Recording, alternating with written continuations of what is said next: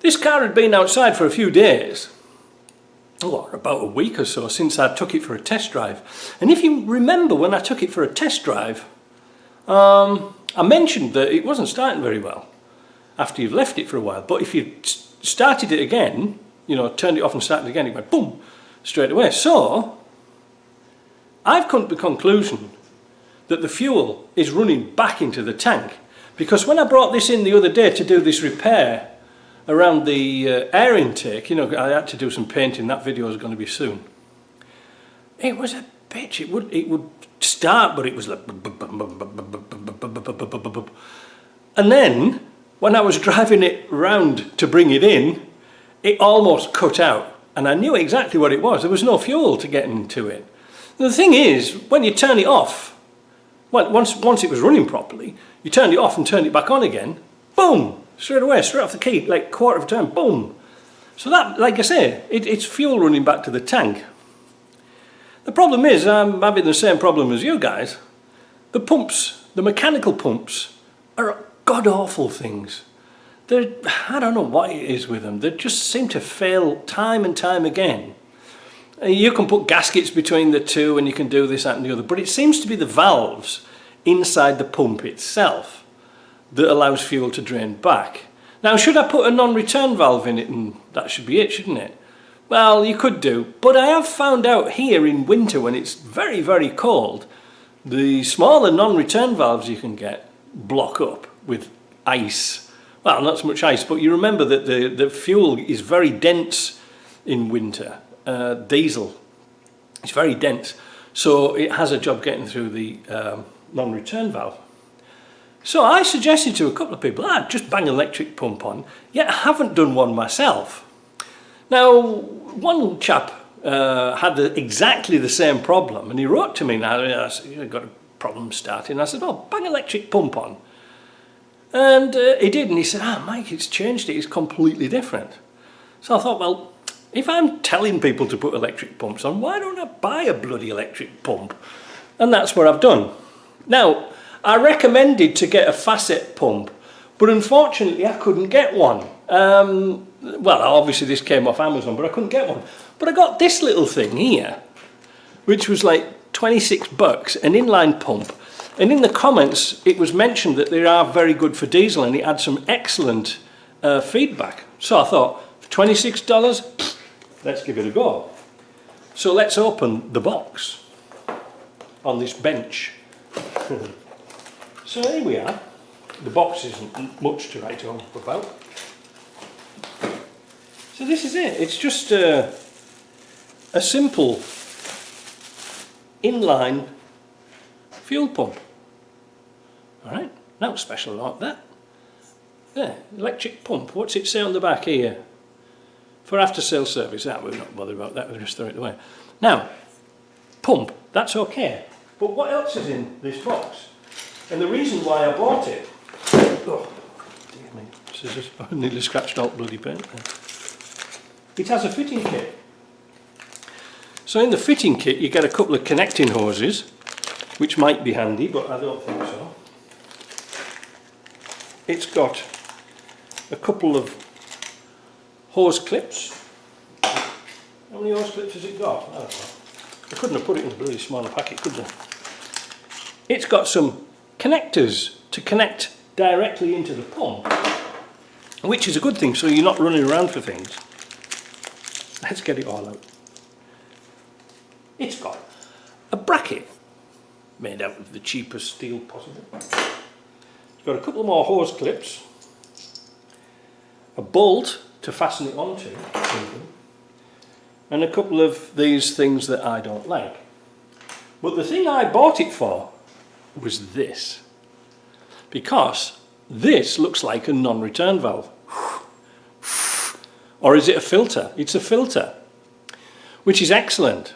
So I'm going to put this, I hoped it was a non-return valve, that's why I bought it, but I think it'll still work.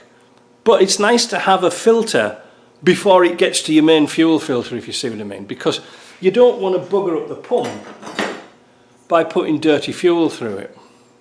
So later on today, I'm going to jack up the back wheel and I'm going to put this at the back, because a lot of people put them at the front, but I've got a sneaking feeling that these trucks, when they were designed for the V8, they actually have a power wire at the back of the truck near the tank that we can salvage to put this in. And also, you shouldn't be able to hear it banging and knocking, if you see what I mean.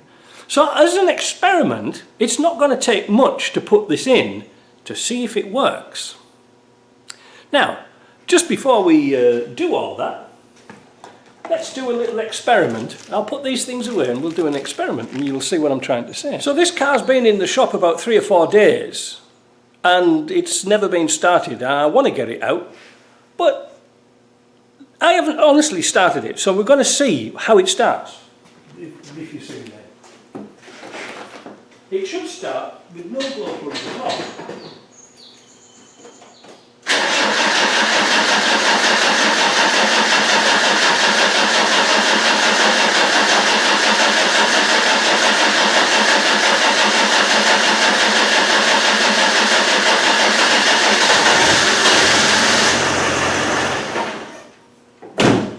Ta-da! See what I mean?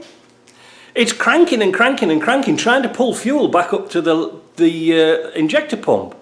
So, with a bit of luck, fitting that pump at the back, as soon as you turn the key on, it'll bang fuel up. But I'm going to keep the original pump on, so we'll have 2 pumps. The reason for that is that, well, it's still got the mechanical lift pump, which was working fine. Well, we don't really need that now. But I could blank it off and mess about. But let's just do an experiment to see if we can put this as an add-on to the back. But I was really pleased it did that, because that's what it was doing to me. It just wouldn't crank over. Well, it wouldn't start up. Yeah, if I go and start it now,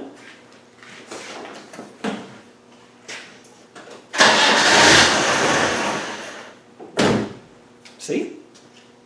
Let's get on with that. Well, what time is it now? Oh, it's 11 o'clock now, it's nearly dinner time. Well, just for me. So I'll pull the back wheel off and let's see if we can find that wire. So with the vehicle jacked up, you can see the plug I was looking for. This one here. A white with a purple and there's a black here, so we could use those. Now what I've done is I've put the horn onto there to see if there's any power. So let's go and turn the ignition on and let's see if we can listen to the horn. So here goes. Ignition on. No horn. So that's not getting power to it. But is there a fuse or a relay missing? We don't know. So what we're going to do is now we're going to put the ringer onto those wires and we're going to search back using the wand to find the wires. So after a bit of messing about, I found where the wire comes out, because it doesn't come out in the loom, it comes out in a little black plug down here. There's 3 multi-plugs. I don't know if you can see because I can't really show you very well. In fact, I'll take the camera off and I'll try and show you. See here? There it is. Now, it's got 3 connectors in there, but there's only 2 connected, and the one it connects to is this one here. That goes to your reverse lights. Brilliant. Just to prove a point, get the old magic wand out. And there we go. Can you see? So that's our wire. Let me put the camera back. So because the plug is in a Conno seal, standard Land Rover, I just happen to have a shed load of these crimp-on fittings to make this work. So there's a little plastic bung, or rubber bung, in there. If I can get that out, I should be able to. There's the rubber bung out. I should be able to push this in. I don't know which way it goes in now. Like that. Plug that in to this plug here. Because this red wire's got a 10 amp fuse in it. So now we've got power up to here. So what I'm going to do is the ignition wire is this white wire here. You see that? Now this one here, oh, there we go, that's the one, this one here. So to make a tidy connection, where have I put it? I've got stuff everywhere.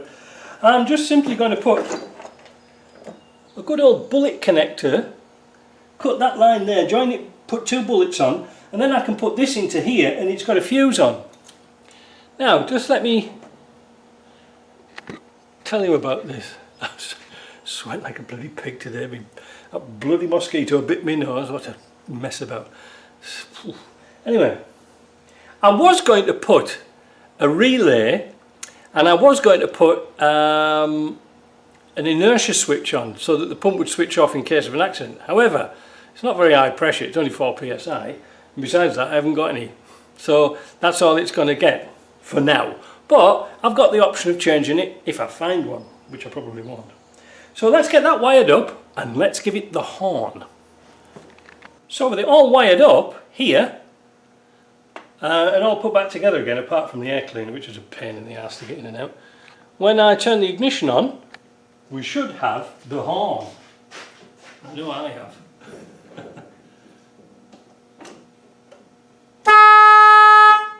That's good. That means we've got power to the back. That's far easier than looking at a multimeter light or anything like that. So we'll box up all this lot here. I'm going to have to go and get some refreshments because I'm boiling hot.